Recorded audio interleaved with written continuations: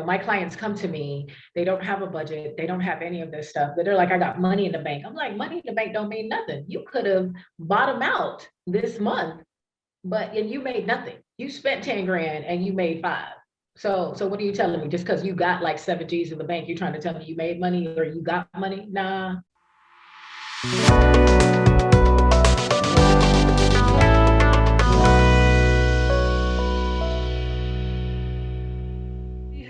Hello. It's time for another conversation.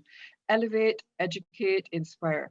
We have been having the most amazing conversations with some marvelous women, and today is no different. We'll be chatting with Sandra Morno, a tax expert, a numbers geek, that's how she describes herself. And I'm telling you, I'm just waiting to be blown totally out of the water. I know that I'm going to be learning some cool stuff. I am Karen Williams-Thompson.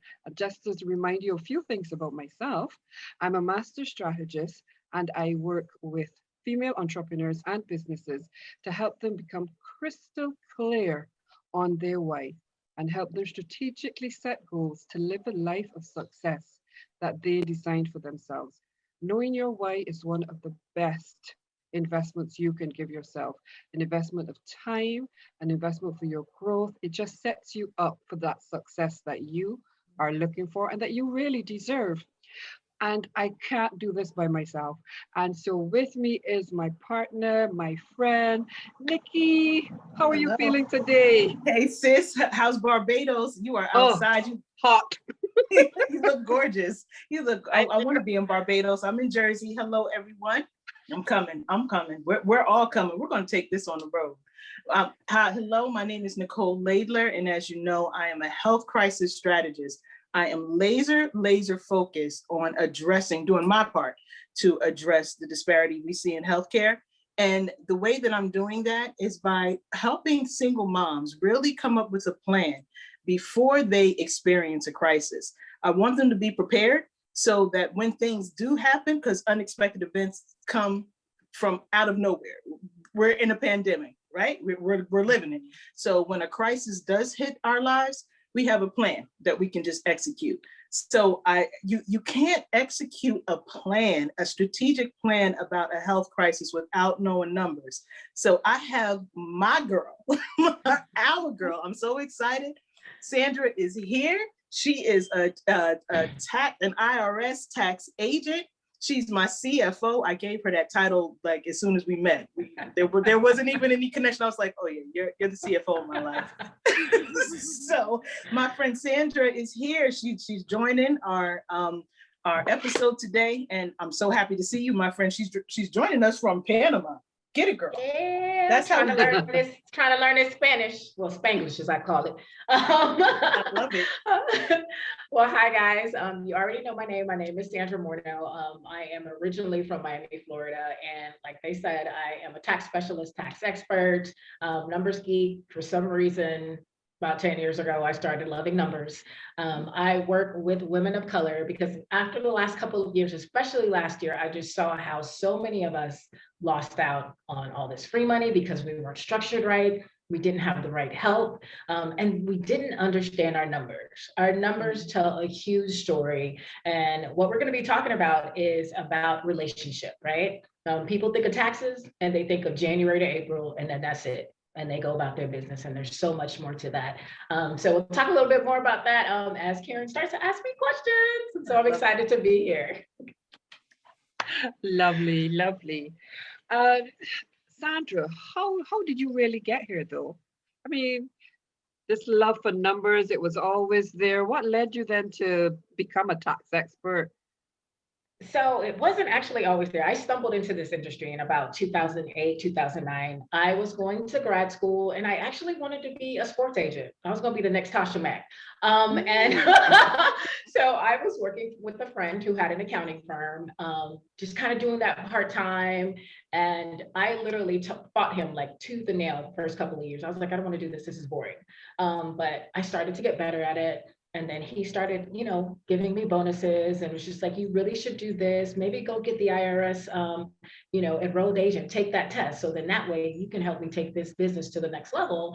And I was just like, oh God, more tests. I don't want any more tests. But I took it. And from that point on, you know, I learned how to speak IRS, right? Like you call, a lot of people don't know this. These are just regular people kind of pushing buttons, but it's just like, I knew the tax code, I knew what to say, I knew how far I could push it. And I like that. I kind of like challenging them on what's written. You can't tell me what you have and then trying to tell me something else. So, you know, started helping people when they had IRS issues. I'm sure you heard of the quote unquote Fresh Start program. So helping people get rid of their debt and then, you know, just really understand taxes. And after I got my first IRS bill, I was like, oh no, never again. Never again. And so I started to learn more. And just now I really try to educate women of color on having that relationship, on being that Amazon, on being that Netflix, right? Because they use the tax code, but they don't pay no taxes and everybody's mad, but I can't be mad at them because they're just using the tax code. Yeah, because isn't it that we often start, like we just have a hustle and you know, we start this side hustle and then it starts to grow and we never really stop and say, what do I need to be doing? How do I need to be setting this up? Because we're so busy being busy and we're so caught up in that, and because we have to make money. And you know, we were saying in an earlier conversation, as women, we're practically superheroes. You know, we juggling the side hustle, the main job, the parent. We might have elder parents to look after. We've got a husband, a partner. It's just all of these balls up in the air. And so sometimes something drops. And sadly, what drops sometimes is us. But when you were talking earlier, you mentioned that you have a real love for helping us, women of color. Is that because you're seeing the need here more than in others? Yes, I am. Because unfortunately in my industry, it's dominated by white men. Old white men on top of that. Like, and so for some reason, we're drawn to that, or we're drawn to that CPA. Everyone thinks they need a CPA, and that's not necessarily true because all CPAs are different, right? We need someone who's not, you're just not going to push him paper. He's going to put in these numbers and then he's going to give you your tax bill, or he's going to give you your taxes and then you move on. We need relationship. We need strategy. And so I've just noticed that amongst women of color, we're not getting the help. And we don't realize that we don't need the help, right? We're just okay with filing taxes. And if you have a business, there's so much more to that. There's so many opportunities to save money, to set yourself up right so that you can get these loans and get these grants, especially in this day of COVID, right? So many of us did not get any of this money. There's 47% of us of women business owners. And our average income is about $66,000 as opposed to others, it's like $212,000. So see, there's a huge gap because we're not getting the help and we don't know how to really run our business tax number wise. And so that's just, I am that person, right? And so I call out to others. I'm first generation Haitian American. So it was just like, I didn't grow up knowing anything about numbers. It was just like, just keep as much money in your pocket as you can. But there's so much more to it. And I'm just honored that I have the expertise and I actually enjoy doing it. A lot of my friends are like, I hate what you do, but I love that you can do it for me. Yes. Yep. Nikki, I saw you getting to say something. Yeah. That's exactly how I feel. I'm so glad you talked about the difference between a CPA and what you do, because that was going to be like one of my questions, and I'm sure so many people would want to know the difference. But the other thing that I just appreciate so much about you is that just day and age that we're in. Do you know how many entrepreneurs have surfaced since COVID? So do you know how many women business owners there are that have surfaced? And so like this is prime. This is fantastic conversation to have for two women, so that we can all grasp and get some insight and get some direction, and just to put you on our payroll and let you do what you do. One of my mentors, and I posted this on Facebook, like, are you a wantrepreneur or an entrepreneur? And then he goes through some differences, but the last bullet is, do you know numbers? Because if you don't know numbers, then you're not a real entrepreneur. Because if you don't know how much money you made, how much money you need to make, if you don't know how much money you lost, then you're really not an entrepreneur. So when I saw that, I said, I already, my best friend, my CFO, that was the first that I knew immediately that's how I wanted, that I needed you in my life when I started in this entrepreneurial journey. So I thank you for everything you do. You're amazing. Thank you, sis. Thank you. Thank you. That is just really so cool. So if you had to, share with us, like somebody like Nikki starting out now, and they come to you and say, you know what, Sandra, I'm starting up this business, but I just want to make sure that I am starting on the right foot, so to speak. Okay. What are the things you would tell her? I'll just go back to the conversation I had with Nikki. I was just like, well, you need to start a business. Because she was just like, I'm just going to do this and do that. I was like, no, boo, you need to let the IRS know that you are in existence. So you create an LLC. You get a tax ID number. You get a business bank account. I can't stress that enough. Business bank account that's totally separate from your personal. Because unfortunately, a lot of us like to dabble. And if you get caught or you get in trouble, that's not a good thing. Right. So, and then you create a budget like we talked about before we started, like, how much is it going to cost me to do business?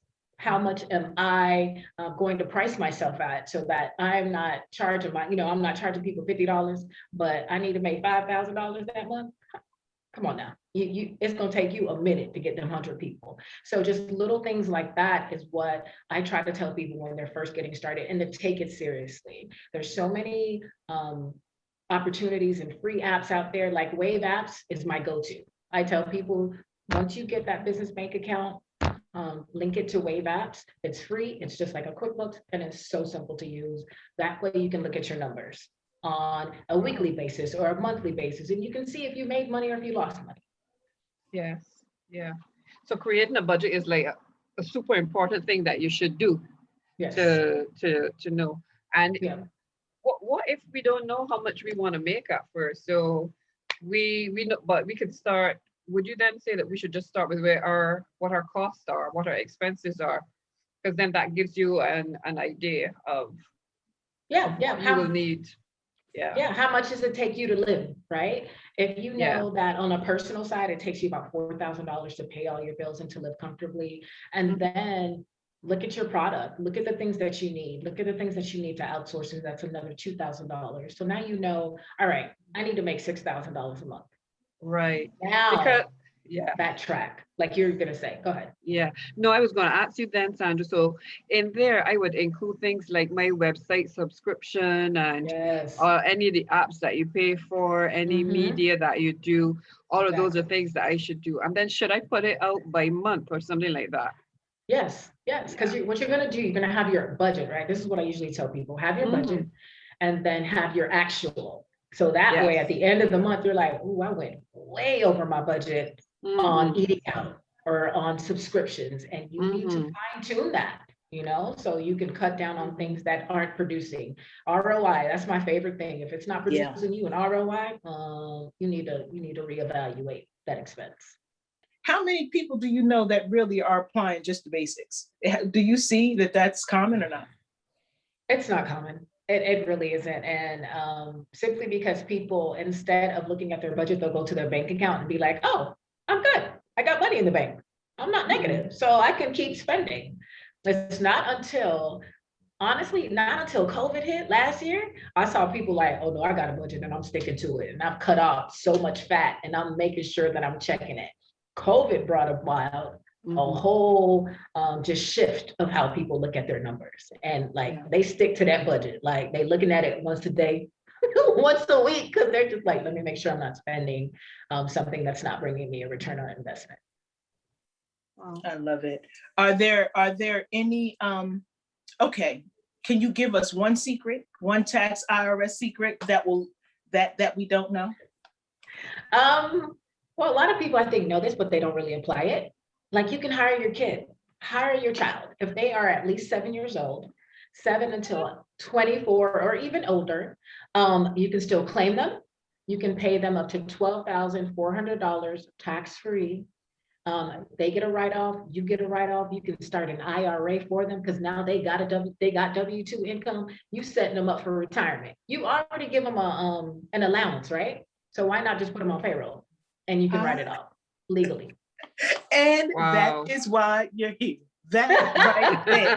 We can end right there. You see why you see why we need you? You see, I didn't know that. I knew that after. Did you know that, I Karen? could do that here. Yeah, I told you we need to talk. We got to talk after. Yes, See? Are you kidding me? Can I hire my granddaughter? Can I hire my daughter and my granddaughter and my grandson that's still being made in her stomach? Can we put him on payroll? She's pregnant. No, he's too young. He's too young. Like, when they're 7, they can actually help you with your TikTok videos. They can throw out the trash, do little things like that. Mhm. But, I tell people substantiate it. Always have a paper trail. That's the biggest thing with the IRS. You got no Yeah. paper trail, I don't believe you. So when you say create a paper trail, Nikki would then need to invoice or receipt her okay. Do the W-2 actual income, fiscal, yeah. do a direct deposit, Mhm. have a little, like if you want to do a time slot, how many Mhm. hours they work, you want to have that paper trail. Right. W-9 Yes. form, do all of that. I think that right there is the gold nugget, the paper trail, because I think that a lot of times we might be doing some of the stuff, but we don't have it documented. And this is what from reading and just observing some other persons, it seems to me that when something happens, then you realize that you didn't keep the paper trail. Because like for meal expenses and so forth, we say, oh, I finished eating the food already, so you just throw the receipt in the garbage. But that might have been $50 at one place, $200 at another place, etc. And so therefore it adds up. So then when they're asking you, so you're claiming meal expenses, where can we see? And then we have no paper trail. So I really think when you mentioned that just was like a little light bulb that went off. And I think, that is one of the nuggets that really people need to pay attention to. Because, when you open a wallet, some people have, you see all the receipts and the papers and everything in it. Oh, yes. And it's faded and you're like, what is this for? That's why I tell people have a business bank account. Use your business card for everything and only for business. So then that way, because the IRS not going to want to see no receipts. They may, but they're going to be like, let me just see this bank statement under your business name. Because receipts fade unless you are actually disciplined enough to be like, let me take a picture of this and upload it. Come on now, we're not gonna do that. On the back of it, you need to put who you met, what time you met, what y'all talked about. You're not gonna do that. But a business bank account, if there is affluency, like, okay, every month she goes this, she does that, they're not gonna be like, oh no, this is out of whack. Yeah. And I think a lot of the women that you're talking to, remember I mentioned earlier that the pandemic has a lot of professional women transitioning to an entrepreneurial space, right? So these professional women, in corporate, they had to submit expense reports, right? So they had, so we might be used to the receipts. And so the message is, if you're used to it for that, continue that into your business and hire your son and hire your daughter, as long as they're still and keep your receipts and hire your kids. Yes.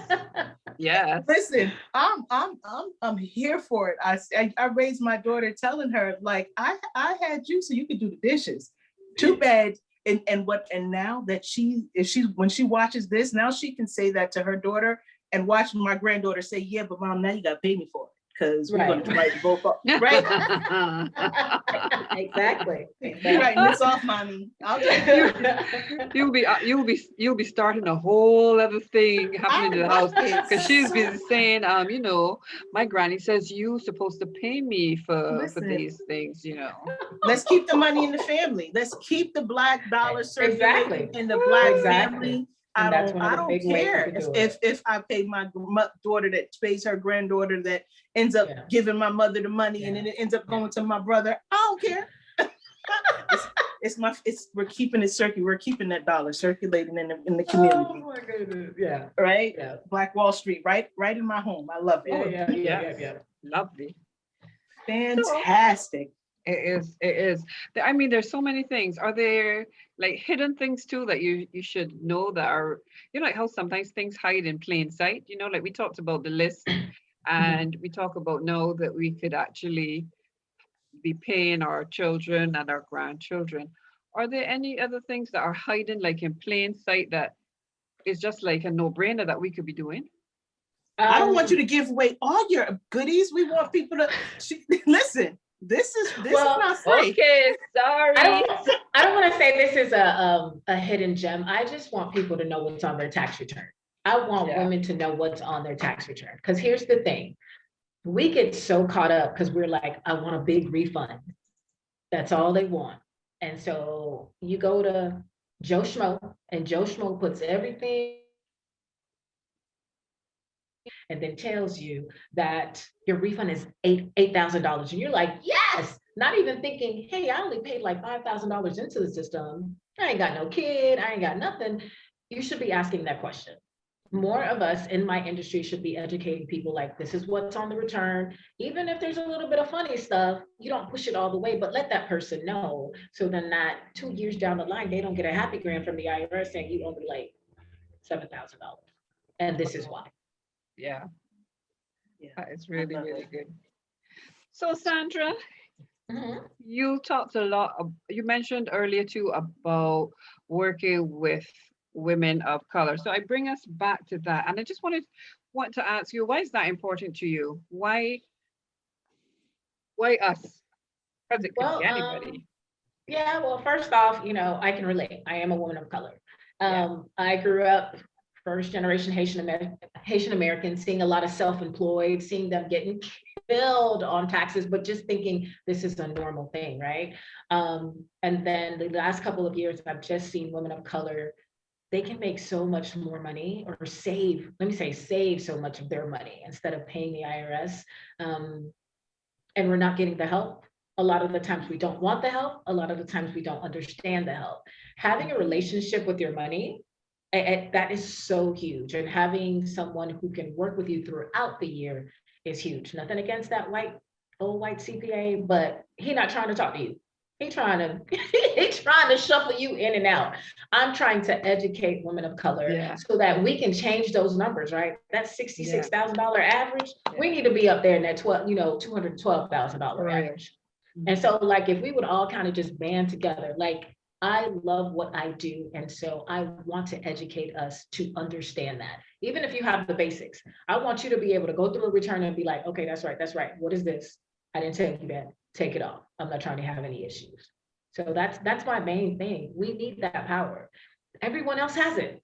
Look at Netflix, look at Amazon. Like I said, they are working it to the T, and we aren't. There's not enough of us doing it. Yeah. And that's why these conversations are so, so important, because everything you said is just about everything that we're trying to capture here, elevating women so that they can take their business to the next level, inspiring women. I mean, who listening to this conversation would not be inspired to want to reach out and have a conversation to you, because it just makes sense. It is just the logical next steps, to make some contact with you to understand how to get it right from the very beginning. And supporting each other, I mean, it's something that you have said, and we keep hearing that also coming up in all of these, in this series of conversations about wanting to empower, to elevate, to educate women of color so that we can make informed decisions. We make decisions then from a place of knowledge, of not only just of knowledge, but of understanding. Because like you so beautifully said it, having a relationship with money, having a relationship with your taxes. So now when you hear our IRS, it's not like, oh my gosh, and all of these things, you actually understand, and you're like, okay, no, I got this, I've got my Sandra, but I've also got this because I've been doing it. I've been following what she said. I've been following the principles that she has guided me on. And so we just have to keep having these conversations. And I just love what you say about really just wanting to get in there and educate, because that has still remained the most powerful tool that we can give anyone is education. Right. Once Yeah. people know how, then they can help themselves. And Exactly. if you can, like you say, if you can save money, if you know where to put it, how to put it, what to do with it, I mean, that in itself is an investment. We got to get your information out there, right? Because we want Yes. everybody to call you, contact you, write you, email you. How do we get in touch with you? The easiest way, honestly, is LinkedIn. Just go to LinkedIn, and my name is Sandra Morno. There's only one of me, I hope, out there. I love it. I love it. Who's next? So who's Absolutely. coming up next? Thank you so much, my friend. Yeah, Again, actually, hugs to you. So this is the thing you set it up so well earlier. Coming next is Jermaine talking about the budget. So we started big with the tax, and now we're going to drill down and go in line by line and think about all of those little things. The chocolate bar that we shouldn't have had, the extra coffee, our training. Every little thing that we're going Yeah. to put it down there so that miscellaneous becomes very, very small. That's one of the things I did in business. Yes, I love it. Yes, but I learned that again. Colgate taught me. I had a miscellaneous column, and they said to me one year, Karen, we would like to know what exactly is in that miscellaneous. Yeah. Sandra, that was the last time I had a miscellaneous. Okay. There it is. That's right. I love it. I love it. I tell people rather more categories than less, right? When I see miscellaneous of like $5,000, I'm like, no, I need you to go back. What you spend $5,000 on? You need to put that for car rental. I don't care. Chocolate bars. I need you to put that in the category and not miscellaneous. Yes, that's exactly how I react to any column or any line or other. Especially if the number looks too big. I need to know what really is in this other. Yeah. So that's what we have coming next. I have really enjoyed chatting with you, Sandra. Really, you make it sound so simple. You make it sound doable. You make it sound like something you don't have to worry about at all. And that peace of mind, you can't pay for that. So Ray, thank you so very much for sharing and for being a part of this conversation. We really love you. Thank you guys for having me. I had a great time. Awesome. All right. Well, we'll be here next week for my friend Jermaine. Our friend Jermaine will be here next week. See you all then. Bye. Bye.